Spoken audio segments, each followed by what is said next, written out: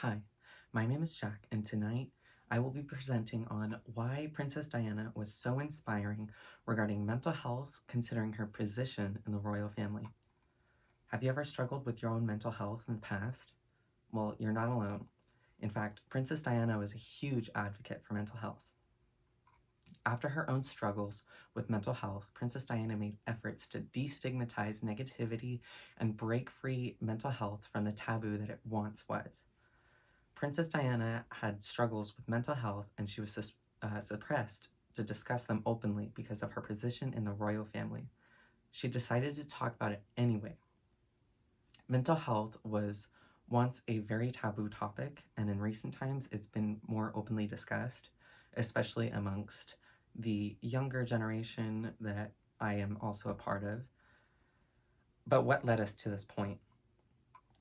Suzanne Dejas White and Christine Borzumato Gainey write in their book College Student Mental Health Counseling, a Developmental Approach. Several celebrities, including Johnny Depp and Princess Diana, have also disclosed their NSSI behaviors, expanding the perception of normalcy beyond clinical and non-clinical populations to include highly regarded figures in society. NSSI referring to non-suicidal self-injury, this demonstrates to those who are struggling that they are not alone.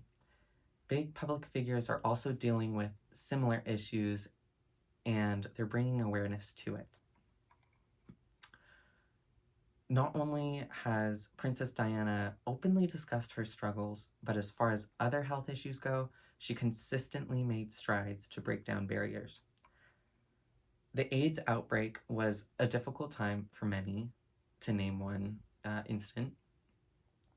Not only having a life-threatening illness, but being outcast, as well as having no choice but to be going insane from that mentally tolling outcasting. She led a path to bring everyone together. And BBC News notes that not only did Princess Diana open the UK's first purpose-built HIV/AIDS unit that exclusively cared for patients that were infected with the virus, but she also shook the hand of a man suffering with the illness without gloves, publicly challenging the notion that HIV/AIDS was passed from person to person by touch. Now, being the Princess of Wales, she can't play around with her health. She can probably barely even go on a walk on her own. And she wasn't playing with her health. She knew that you couldn't get HIV/AIDS from touch. And the people that looked up to her, they didn't understand that, or they still had a stigma surrounding it, and they still decided to corner everyone who had the illness and push them to one side, forcing a mental stress and probably inducing a few mental illnesses on these people. So she was simply demonstrating that the people with AIDS are not to be shunned out of society. The last thing these patients needed, of course, was to be outcasted from the society and feared. They just needed a helping hand, and Princess Diana offered hers, literally, by shaking their hands. Even further, Princess Diana did not stop at mentioning her mental illnesses. She dives deeper, revealing the many layers of her struggles. Even if people knew about a mental illness that someone they knew suffered from, they don't always understand it, and they don't understand why. This is exactly what Diana went through, explaining from an interview with Time. I was crying out for help, but giving the wrong signals, and people were using my bulimia as a coat on a hanger. They decided that was the problem. So, despite people acknowledging that you may suffer from an illness, say bulimia, they won't take the next step to ask why. And further, just to connect them, Jake Lenardin mentions in his journal article, Psychotherapy for Bulimia Nervosa, on symptoms of depression, a meta-analysis of randomized control trials that, quote, many individuals with BN, bulimia nervosa, also suffer from depression, either meeting the criteria for comorbid depressive disorder or reporting levels of elevated symptoms of depression. And this just goes to show that one illness can often be linked to another. And Princess Diana is speaking out that not only was she bulimic, but she had much more going on. She lit a future for concerned parents, friends, doctors, and many more people who are now able to ask more questions and come to a better, more proper conclusion. Why did you have bulimia? Is this bulimia just because, or is it from your depression? Did you have depression? Great news.